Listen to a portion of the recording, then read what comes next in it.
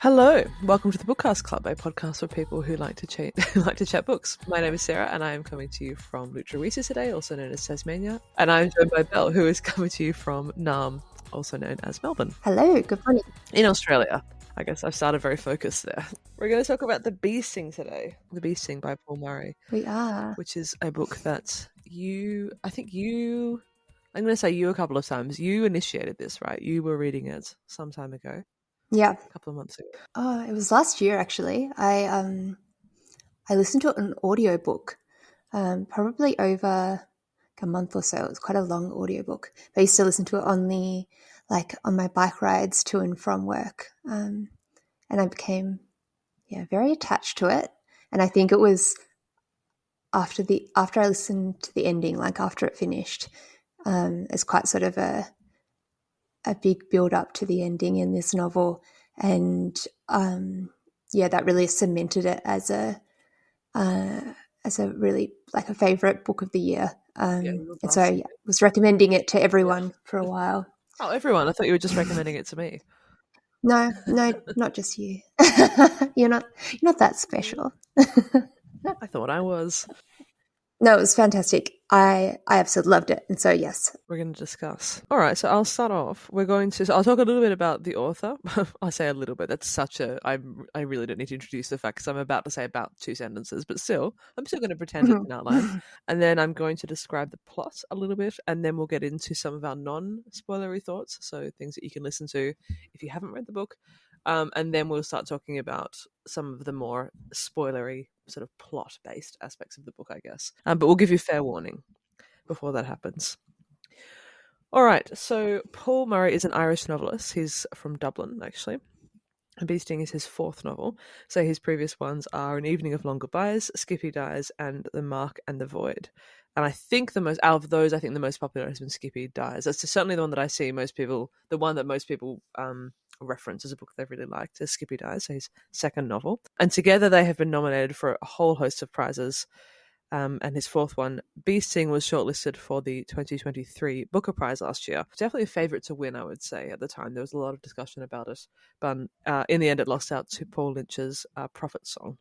But it did win the Irish Book Award for Novel of the Year and the Nero Book Award last year, which is a British or UK Book Award.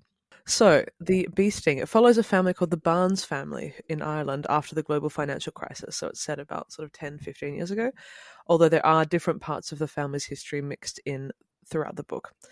So there are 4 people in the Barnes family. So we have Dad Dickie, Mum Imelda, and 2 kids, Cassie, who is about 18, and PJ, who is 12. So Dickie owns a garage, so he sells Volkswagens, and they're a fairly well-off family, and they're used to a lot of luxuries at the beginning of the book.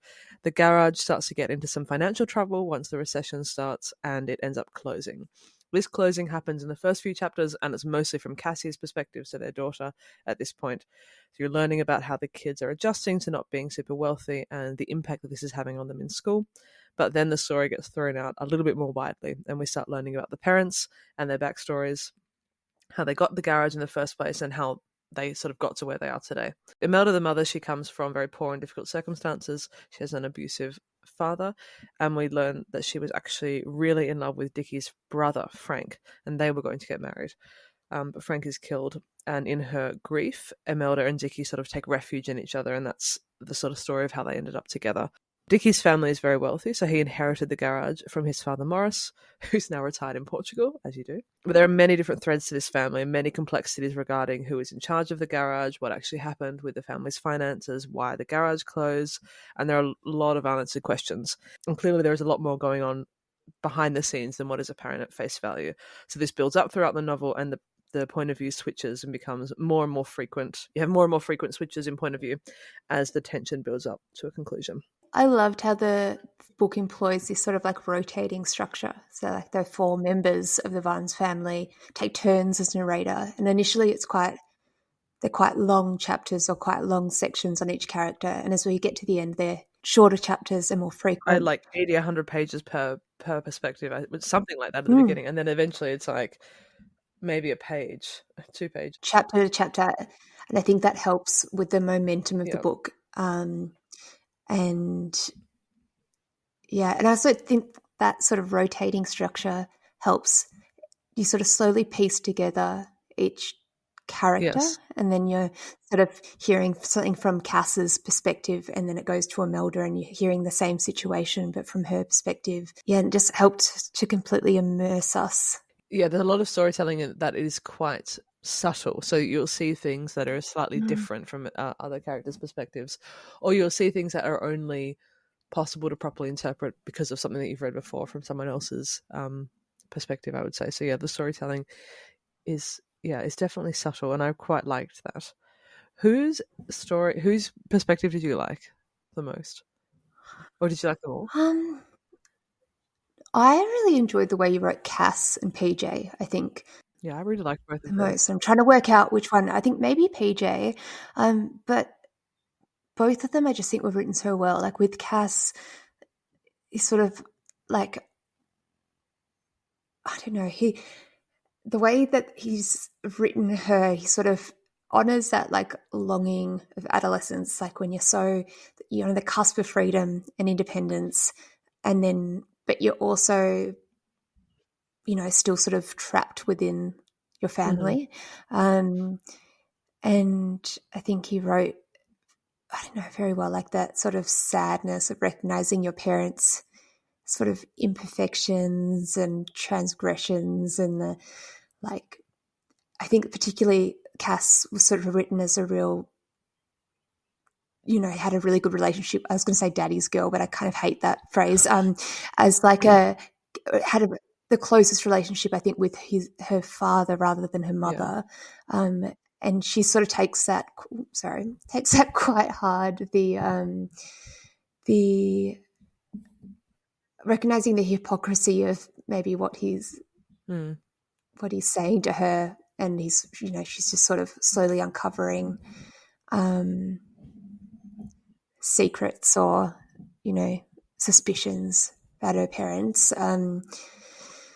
Yeah, so I just like that, rather than capturing her only as just sort of a surly, grumpy teenager. Pays homage to her, that poetic sort of adolescence that is, and all like that all-consuming, like emotional attachment to friends, and the way that she's just slowly uncovering her sexuality and identity, and it's really nice. I really liked that, but yeah, sorry, what were you going to say? Um, yeah, I was just going to say, yeah, I agree. I think the threads came together in Cassie and PJ's perspectives the best. That's where you really see, it's at the beginning you see the product in Cassie's perspective, I think, and then later throughout the book you really see it in PJ's perspective, especially once you learn more about Imelda, the mother.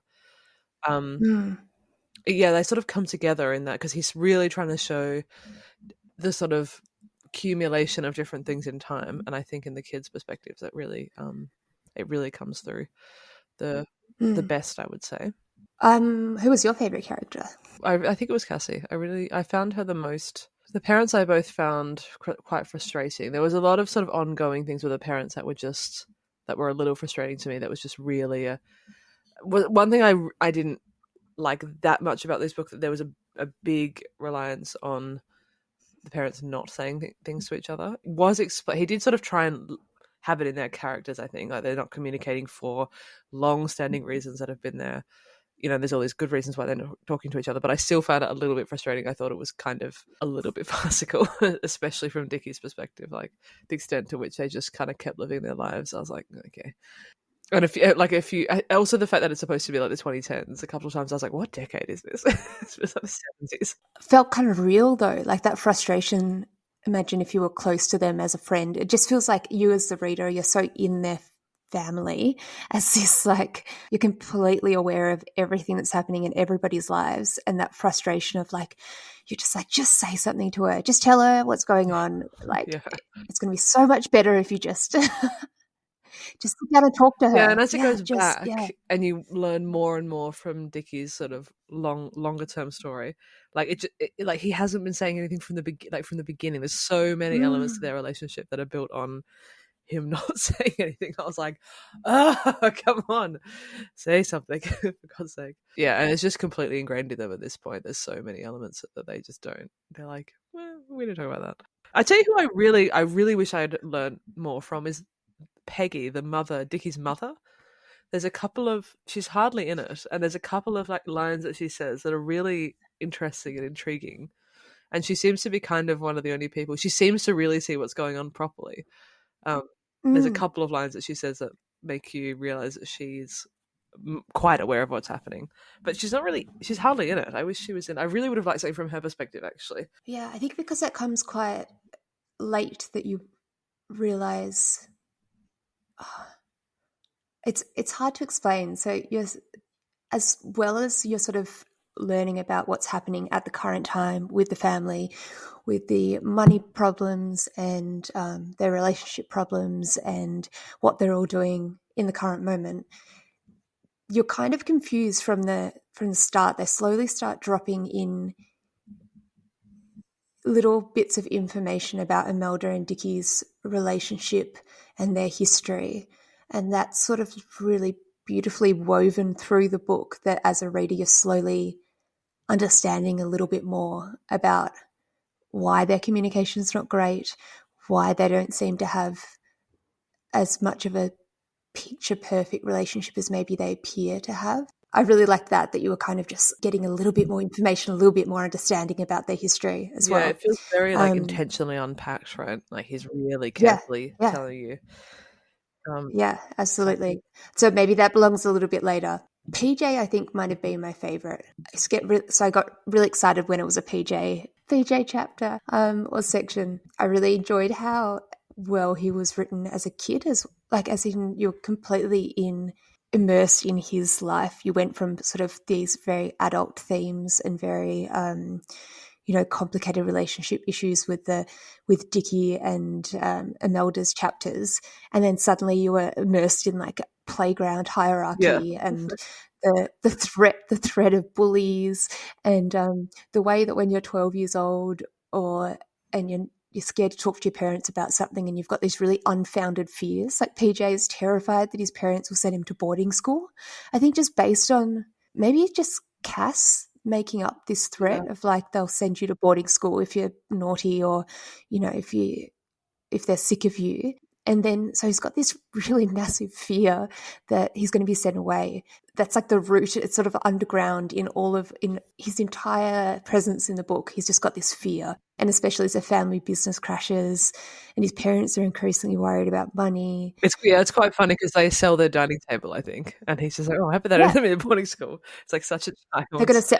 It's like, yeah, like they're going to sell me as Yeah. well. Yeah, it's just this like, and his fear is so great that he avoids like telling his parents that he's outgrown his sneakers. And so instead he hides this, like his bloodied socks in his room, and he's just walking around in these two small shoes because he doesn't want to have to tell his mum that they need to buy him more shoes because she complained the last time that he was growing out of them too quickly. Which just feels like a very real thing that a 12-year-old feels when they know their parents are worried about Yeah. money. And we watch as he just keeps secrets from his family for risk of upsetting them or making them stressed, including like when he's being threatened by a bully who thinks that he should give him, PJ owes him a large sum of money because that his mother had dodgy mechanic work done at his father's Mhm. garage. He's sort of asking for a refund from PJ, and otherwise he's going to beat him up with a hammer and like record it on his phone and upload it to YouTube. And so he's just got this awful fear of violence from this bully. And so that's like one part of PJ's character. And like the most worrying storyline, I think, was watching him interact with the internet friend Oh Ethan. God. Yeah. Oh God. And uh and yeah, like it's just this chat that goes on. He'll contact him, it must be through Messenger or something. Is someone he's met online. His name's Ethan. He's the same age as him, allegedly. And he's got a puppy and the newest PlayStation games and a mum who bakes fresh cookies and a dad who's got a really fancy car that Ethan and PJ could definitely ride in. And he's got a spare room and he lives in Dublin, and he repeatedly offers PJ, to come and stay at his house. Kind of maybe a couple of points, like PJ almost goes to Dublin like runs away or almost goes to catch a bus because, it's maybe a couple hours bus ride away. So that you're just becoming increasingly stressed that PJ's being catfished by someone with bad intentions. And Ethan, the well-meaning, innocent internet friend, sort of becomes less and less of a possibility of being a kid. Yeah, totally. Just go back to what you said about how he's portraying this child really well. I thought that bloodied sock thing that you just mentioned is such a good example of like childlike logic, because he doesn't want to tell his parents, so he just hides them in his bedroom. I did a similar thing actually. I used to hide my sandwiches in a bag. I didn't want to eat lunch, which it didn't last very long, as you can imagine. But it was like, it's really good. And these socks are like in the background for ages, so he's just sort of like he just occasionally mentions that he's like adding more socks to his wherever they are in a drawer somewhere, I think. They're like in a locker or something in his room, and he's so worried every time his mum cleans his room or says that he's been in his room. He's so worried. It just comes up throughout the book that like he's just gonna find this collection. Yeah, because you keep forgetting about it. Then he just mentions something like, "Oh, that's right."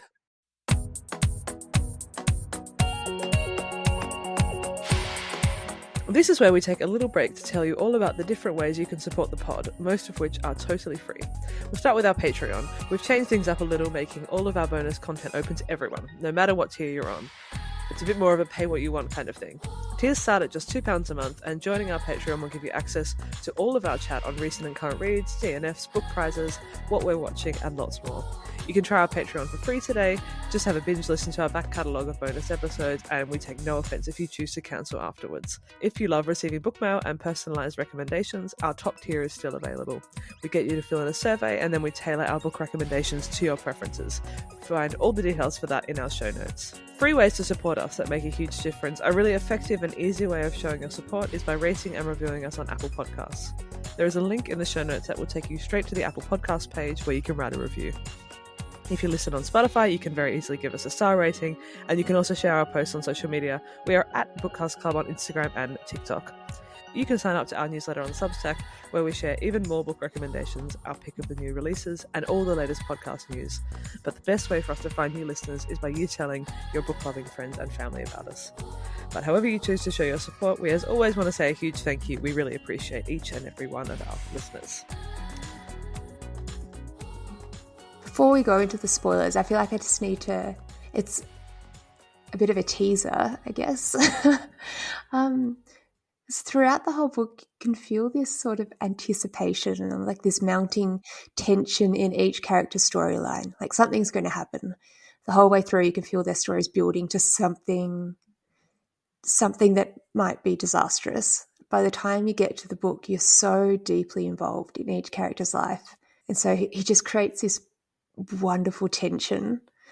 And I think the way that the chapters move as well, that you start off with these longer sections on each character, we're sort of flipping back and forward faster and faster as things in the present time with the characters are building, but also as you're starting to unravel the reasons behind what's happening in the present time as well.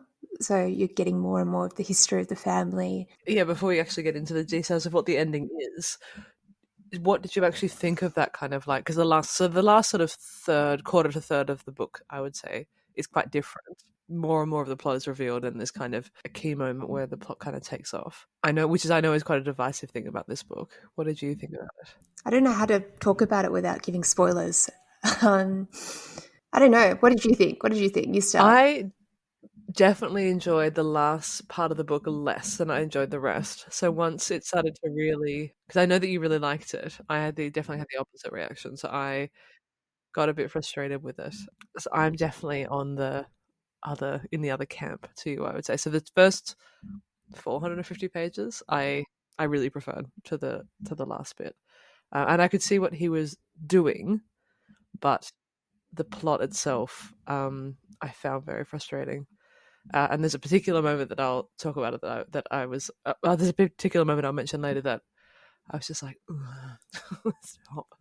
I think I enjoyed the last third more. So yeah, we're in completely opposite camps there. I think the first 2/3 of the book not getting slow, but I think it was just going on and on. And again, in this beautiful, like it's a beautiful family saga. It is, and you really just are so enmeshed in what's happening in all their lives. But it definitely, at some point, before things started picking up, I was like, where is this Yeah, going? Like, I know a lot about this family, and it's sort of soft plot points. Like, there's not too much happening. Like, Cass is going to move away to college. yeah, This business isn't going well. Things are not going so well. Where are we heading with this? Um, and then, yeah, maybe just at the end of that, like second, third, things start rolling a little bit quicker. And I think that's when the excitement started building for me. yeah, I think I needed more yeah. happening. That makes sense. And yeah, it definitely was given that in the last third of the book, beyond what I could have imagined, I think. Yeah, I definitely agree that something needed to happen. I think I also would have, if it had stayed the same way, that would have just been quite Mm, boring. So I definitely yep. agree. I just wish the plot had unfolded in a slightly different way. There are just a few elements of it that I found a little bit ridiculous, but I completely agree that it definitely needed to do something. I was thinking throughout that there's definitely been a bit of an effect where, because I was reading it, if I just read it randomly, I think I would have probably really, really loved it. But there's definitely this effect that I have where you're reading a book that's not only is like shortlisted for the Booker, but it's like one of the ones that was likely to win. I definitely am way more critical. What were you going to say? I was going to say there's a lot of I don't know, a lot of talk about climate change in this book and in a couple of different characters' storylines. There's a big flood in the town somewhere in the middle of the book. Also, there's a point where Dickie leaves his work and he's building a like a bunker in the forest behind their house. And there's a lot of talk of like the end of the world type situations. What did you think about that?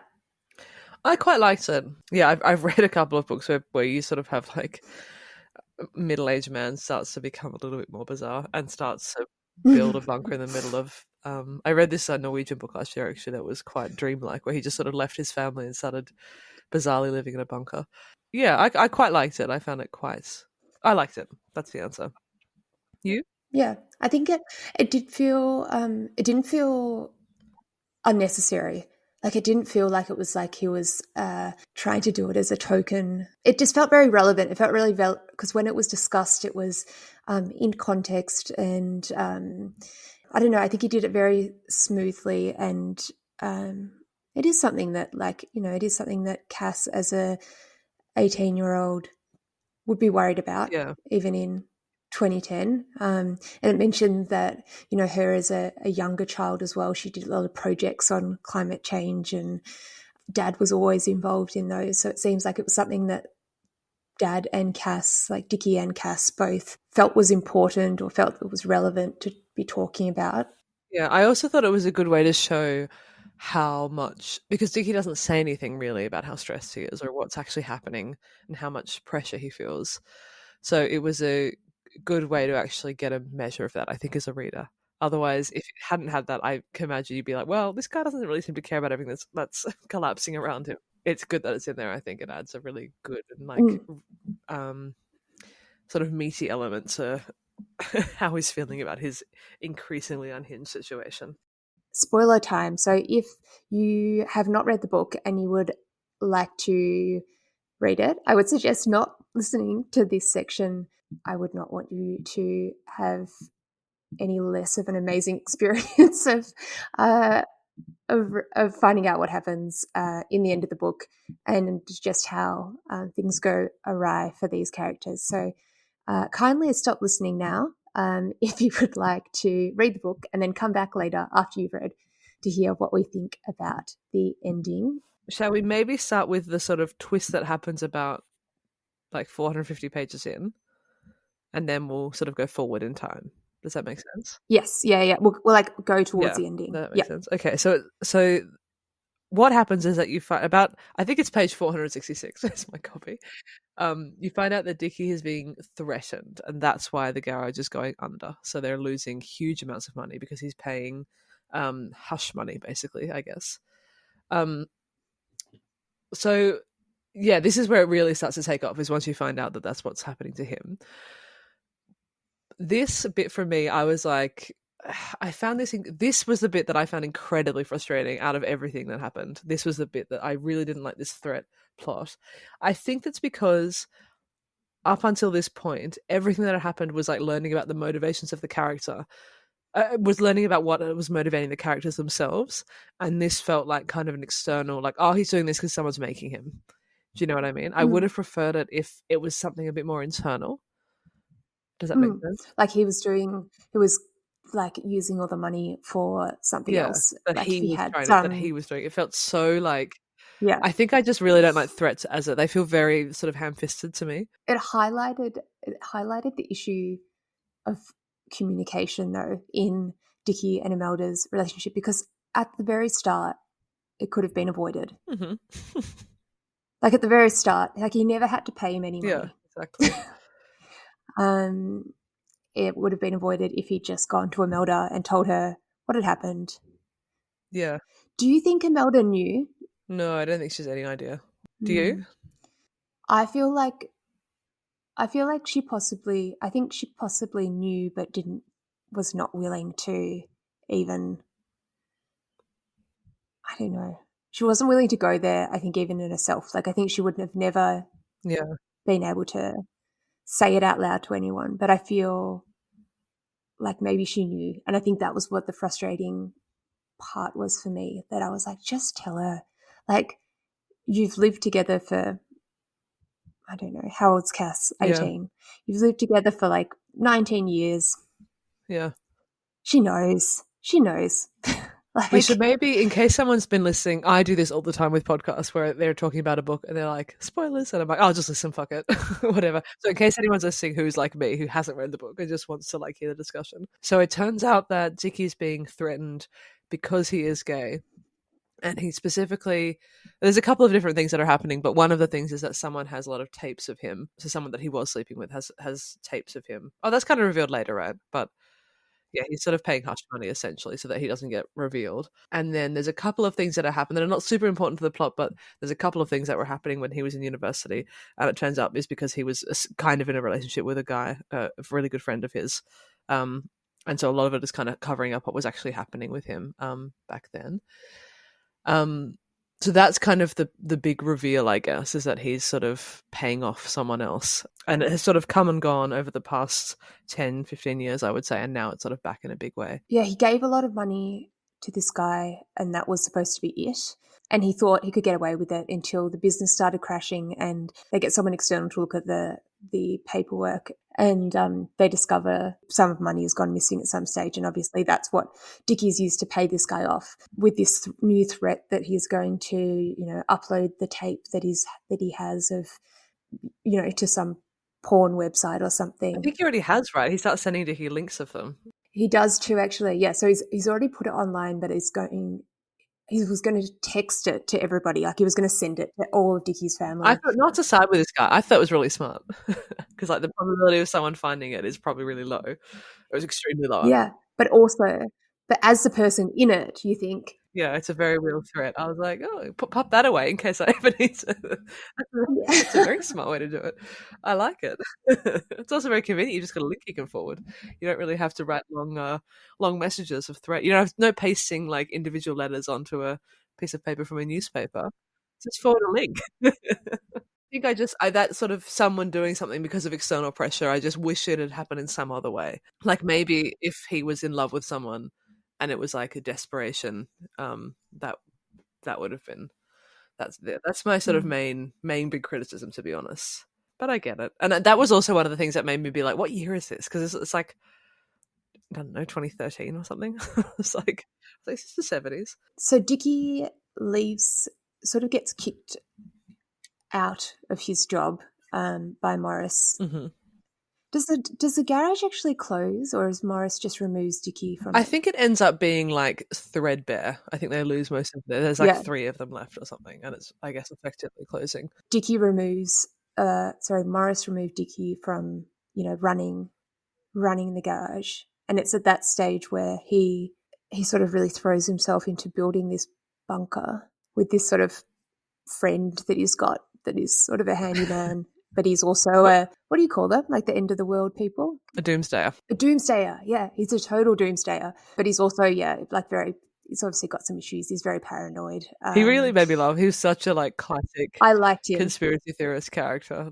And he was like described as like a very unusual looking person as well.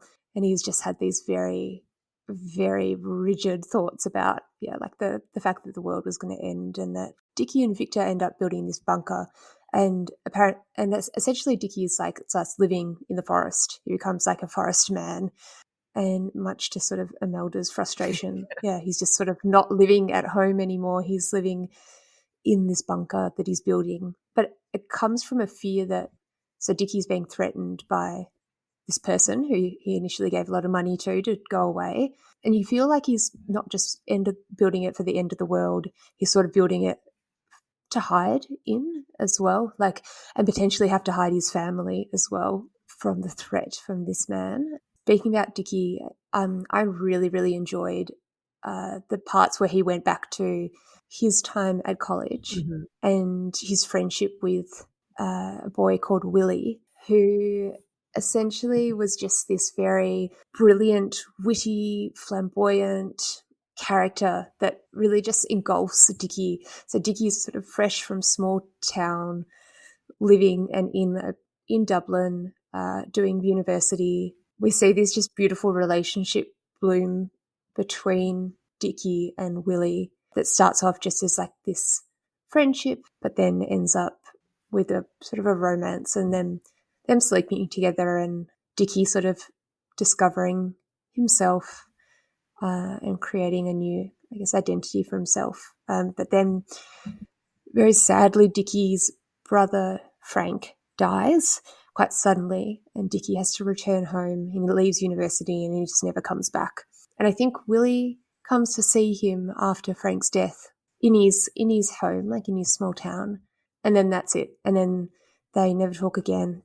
He never hears from him again. And so that's a really sad storyline in a way. But it's really brilliant because Willie turns up later in a Cass chapter, where Cass attends a talk, and it's supposed to be a sort of a climate change talk, and it sort of brings us up to date with Willie's life and shows him in this sort of new light, away from the sort of funny, unusual, sort of bumbling but also very intelligent young boy that we'd met when Dickie was young. Gives sort of a different perspective on how Willie's gone and what his life is like as well. And it sort of links in with that sort of the book's like preoccupation or sort of threads of discussion about climate change. And I really enjoyed it. And there's like maybe 5 pages of this Willie's speech that Cass attends, and I thought it was just really beautifully written. And Cass sort of loves him and thinks like, oh, he's great. Like, and it's just really interesting that, I don't know, Cass is almost like not romantically, but sort of attracted to him as well and sort of pulled in by him. And that's just like, you're like, oh, imagine if Dickie had come to this speech, come and watch this as well. And it just would have been really, interesting. Yeah, there's so much sort of full circle stuff in this book. So there's that element. So sort of she becomes kind of a little bit almost enamored by Willie as well, for the same reason of him being so like passionate and interested. But then also you have Dickie in parallel back home also becoming increasingly like aware of climate change, and he's kind of motivated by it in a different sort of way. I was kind of wondering to what extent he was kind of retreating it back into the stuff that he'd been talking about with Willie, like when he was at university, because he becomes like more aware of this kind of stuff, which is like what he used to be when they're at university. He was like more engaged with that kind of thing, and then he like stops doing it. He goes into like selling cars, and then he kind of gets kicked out of the cars. He gets kicked out of the garage, so then he ends up sort of retreating back into that world, but in kind of an odd way. He's doing it more out of sort of like desperation. But that it was interesting that was kind of like his refuge, if you know what I mean. I reckon we've got to talk about the end, mate. The end. So then it kind of all spirals, where if there's just like tighter. There's a couple of different things. It's really clever actually, the way it kind of, I think you will either think it's clever or you'll think it's quite annoying, and it relies on a lot of coincidence, because basically all four of their timelines converge onto one night where all four of them are kind of in a sticky situation. In brief, I guess, Imelda kind of has a thing with, she's basically having an affair with someone who's also in the garage. Cass is sort of getting to this situation with her friends in university where she's realizing who she really is, and that she's kind of more loyal to her family than she sort of wants to be. But also she's building up to this moment where she's living with her best friend. She's moved, out for college. She's realized that she's actually in love with her best friend. Oh yeah, I forgot about that. Yeah, she does. Yeah, so that day and night that everything's building, they're having a house party in this share house that she's living with her best friend, and she's quite drunk, and she's trying to work out how to tell, reveal her true feelings to her as well. So that's what's happening with Cass. Yeah, to Elaine, her name is, to the friend. Elaine, yeah. And PJ's got on a bus finally and is going to Dublin, is going to meet Ethan. And so you've got that storyline. And then Imelda is having this affair with this guy, the garage, who happens to be Elaine's father, so the father of the girl that Cass is in love with. So that she's like clearly making very bad choices there, because he's clearly like a horrible person. So that's sort of coming to a head on that night. She's trying to decide whether or not she's going to go over to his house. Yep. And then Dickie, I can't actually remember the threat. The guy who is threatening Dickie and wants to get a load of money is saying that he has to give him a lot of money that night. So this is all happening on one night, and it's all converging. But then the characters all end up going home. PJ runs away from the guy at Dublin. He gets back on a bus. Cass ends up running away from the house party. She gets on the bus. Cass finds PJ, thankfully, and they get on a bus to go home. Imelda's maybe on the way to go see, this guy that she's going to have an affair with. I actually got very confused about Imelda. I was like, why is she walking through the forest? Because she comes home, she decides that she needs to tell Dickie that she's going to have an affair. Okay, so she's walking to find Dickie. Is that what she's doing? Yeah, she goes home, she can't find him, and then she decides, I've got to go in the forest and find him at this bunker. Initially, she's like, I just need to tell him that, I'm going to have an affair, so basically we're going to break up. And so she's running through the forest. It starts raining as well. It's so movie-like. It starts raining. She's running through the forest. As she's running through the forest, we're getting these glimpses. We finally find out exactly what happened on their wedding day. And she's having these sort of flashbacks to their wedding day. And so there's this sort of this knowledge in the town that Imelda's sort of notorious for, like, on her wedding day, she kept her veil on the entire day. And apparently it was because she had a bee sting on her face. And so you get to this point where you finally find out what that was all about. As she's running, she's thinking, no, I love him. We need to sort of save our marriage. She's got all this, she's having all these fleeting thoughts. She's running through the forest. It's raining. Dickie and Cass get dropped at a bus stop that's kind of far away from their house. It's pouring with rain, and they decide to cut through the forest to get home. They sort of know a trail. And at the same time, has Dickie planted a trap for the guy who's going to pick up the money, supposedly pick up this money? Yeah, they're at least stalking him. They're trying to, hunt him. They're going to shoot him. They're going to kill him. The only way to get rid of the threat is to kill this guy who's threatening Dickie. We're going to, is his name Vincent? Victor. Victor convinces Dickie of this. Victor's got a gun, or maybe they both have guns. They're in the bunker, aimed at, looking through their night goggles at this hut where the guy's going to come and pick up the money. I think they leave. I think. I mean, this is such a minor point, but I think they leave. Yeah. Where their bunker is to look back on it, because you know how Cass and Elaine at the beginning are drinking in the shed. It's all the same spot. It's the bunker that Dickie then ends up converting. Yeah, I thought they ended up moving it, but anyway, doesn't matter. There's this plot. Dickie's got a gun. It's raining. It's dark. There's a bunker. There's a spot where Dickie's hiding. He's got the gun aimed at this spot, and he's waiting for the guy to come and pick up this bag of money. And it flashes so quickly between each character. as they're all running through the forest. It starts to go, I think even like it's like pages, but then it goes to like paragraphs, I think. It's super Yeah, quick. it's paragraph to paragraph. And I want to say the audiobook is fantastic. So if you look at the size of this book, it's quite big. And if you're threatened by that, or you think, yeah, I would listen to the audiobook.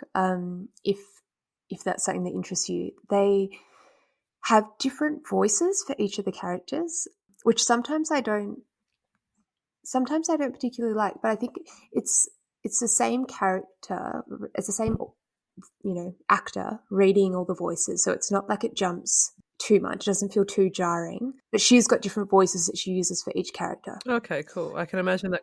But also the nice thing is because there's such long sections at the beginning, you get a real chance to get in. If that happens for me, Mm. it's an audiobook and the change is too quick, I can't remember who anyone is. But yeah, you have such a long time with each character at the beginning. I think that's a good way to do it. So when we're going at the end and we sort of narrow down to paragraph, almost sentence to sentence, we're changing characters. It's really nice because you recognize who they are just by their voice. Yeah, that's nice. With this actor, so it's jumping between faster and faster and faster and faster, and it's building up to this moment where Dickie is about to shoot somebody. He's got his gun aimed on a spot. Cass and PJ are heading for that spot. And Imelda is running through the forest trying to find Dickie. There's a gunshot, and that's kind of it. So it's very much left up to interpretation of what happens. And there's a lot of discussion about the ending online. And I listened to a podcast where Paul Murray was sort of asked about the ending as well. And he says he thinks it's obvious what happens. Yeah, I've read so many times that he didn't intend for it to be an ambiguous ending, but then everyone says yeah, the ending is ambiguous. Yeah, he's quite matter of fact with it. You're sort of like, okay, well, tell us what happens. He's like, well, it's obvious what happens, and that's sort of as far as he gets, which I like as well. But he's sort of keeping it like, well, because I guess in my mind the two options were there's sort of a point where you think Imelda can see Dickie. So does Imelda reach Dickie, as he's shooting, and potentially he doesn't shoot anyone? Or does Dickie shoot Imelda? Or Dickie shoots his kids? Do you have an opinion on what you think happens? I think he shoots the kids. Yeah, so do I. Is there two gunshots or is there one gunshot? It doesn't say. You just Dickie can see. So the last thing that happens is that PJ hears a click from somewhere and he sees a glint of light. And then Imelda says, "It's not too late, we can start again." And then Cass grabs her brother's hand, and that's it. That's the end of the book. And then the last line, and then it just goes to the next page. And the last line just says, "It is for love, you are doing this for love." And I think that last line is Dickie's sort of reasoning of before he shoots. That's what I think. Because I think in the audiobook that's in Dickie's voice. Okay, right. That makes sense. Okay. Yeah, so it's more ambiguous in the written book. Yeah, so because he doesn't want to shoot somebody, but he basically feels that he's got no choice. He needs to kill this man to save his family, and to be able to, continue being the husband to Imelda and having his kids who don't know his secrets. The main reason I think he shoots his kids. Yeah, I think that, and the main reason I think that is because of the story at the beginning. You know how they're talking about the news article, the very first chapter. I can read it. Shall I read it out loud? The way the book starts is it says, "In the next town over, a man had killed his family. He'd nailed the doors shut so they couldn't get out. The neighbors heard them running through the rooms, screaming for mercy. When he had finished, he turned the gun on himself.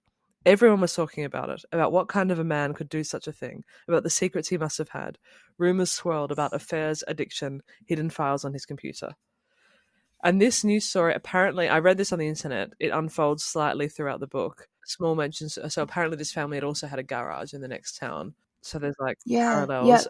Those I actually missed, to be honest, parallels. but people on the internet had the sections in the book um, where there are a few Mm, more parallels between that story and Dickie's story. So that's my assumption. Um, mm, Something there's also more stuff online about that I won't get into, but there's sort of mentions of squirrels throughout, and there's a mention of squirrels right at the end. So people think that the red squirrel and the grey squirrel, I can't say the word squirrel, are Cassie and PJ. They represent Cassie and PJ. mm, Um, Something nice that I read. I was reading a Reddit post about this yesterday. People talking about the ending, and something that I saw someone write was that everything in this book is a lie, even the title, because it's called the bee sting. Point of it is, yeah, there is no bee sting. Like she's never stung by a bee. yeah. So I really enjoyed how PJ and Cass's characters became close at the end. Cass realized, as she's leaving this house party, that she doesn't really care that much about her friends and that her family's more important and that she sort of needs to go home. She needs to take PJ and take him home. And PJ and Cass are sitting on this bus, and you can just sort of feel that beautiful, I don't know, that just nice sibling closeness. And as they're running through the forest, they're both terrified. And I feel like there's this beautiful moment where, yeah, when Cass grabs PJ's hand and they're like close, and PJ's happy because, he always just wants the love from his sister as well that he's not sort of getting throughout the book. Mm. And so I just felt this like beautiful moment where they're, sharing this moment where they're both scared and they're running through the forest and, they're going to get home and it's going to be okay. And so I felt so strongly that they were killed because it just had this beautiful ending of them. I really, really love this. And I've got to say, the ending, I listened on an audiobook. I was on a road trip.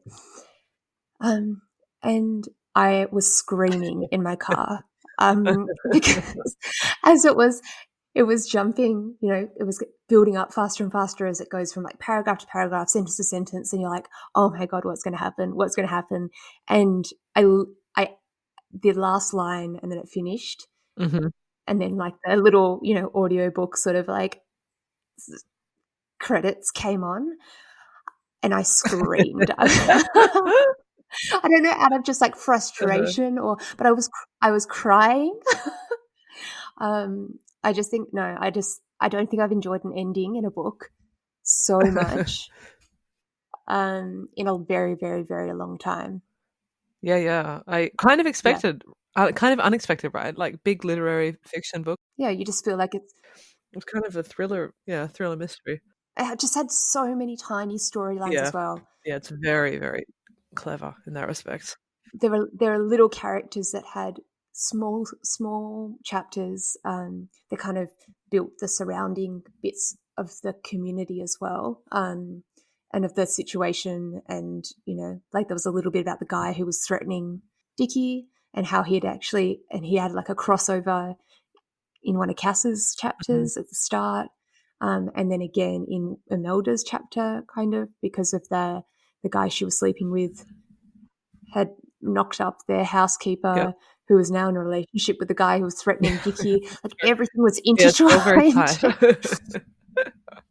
Oh, and even at that end, like when this whole family is in the forest and the kids are running and Melda's running, there's like a situation happening in that abandoned house with Big Mike. That's his name, Big Mhm. Mike, the one that Melda's sleeping with, confronting this housekeeper who's like basically squatting in one of his half-built houses with the guy who's Yep. threatening So tight. Dickie. And then you're not sure who dies there as well. Like potentially Big Mike is is killed Oh, yeah, I by forgot about this man who is threatening Dickie because this man never shows up at the spot basically that Dickie thinks he's going to show up and he's going to shoot him because he's in this altercation with Big Mike in this half abandoned house. And you sort of read it from the housekeeper's perspective. Yeah, so I guess Um, really that bit at the beginning of the book, it could also be referring to Big Mike because he also has affairs. Rumors swirled about affairs, addiction, hidden files on his computer. Like it could also apply to Mike. mm, So it's actually, yeah. I forgot about. I sort of hadn't quite appreciated that element of ambiguity. I find it incredibly annoying that he thinks it's a clear ending. I feel like any attention is good attention when we're talking about books, and obviously it generates a lot of conversation. And I feel like it's like the definition of a good read. Do you know what I mean? Yeah. It is kind of long, but it's such a good like book clubby. Maybe if you do it over like two sessions or something, I think it's a really there's just so much in this book. I think it's really worth discussing, at least reading it with someone else so you can discuss it, because there's just so much in it. I think it would be great to do in a book club over 2 sessions where you had like a page in the middle that you'd read up to for the first session, because it would be a totally different sort of discussion about a completely different kind of book. Agreed. If you just looked at the first half. That's a great idea. That would be great. It would be. I was thinking that would be fun. It would be, especially if you could like get a note of how everyone feels about the characters, and then what they think later after like page 400 or something would change quite a bit. Yeah. I think that might be it, my friend. What do you think? I think so too. All right. Thanks for listening. I hope you enjoyed the episode. If you would like to contact us, there's other books that you would like us to review, we're reasonably open to that. But get in touch. Let us know. You can email us at thebookcastclub@outlook.com. Otherwise, we are at Bookcast Club on Instagram or TikTok. And don't forget, you can sign up to our newsletter and check out our Patreon as well if you would like, and use the trial if you would like. Thank you so much for listening. Thanks, Belle. And we will speak to you in a week's time. Bye. Bye, guys.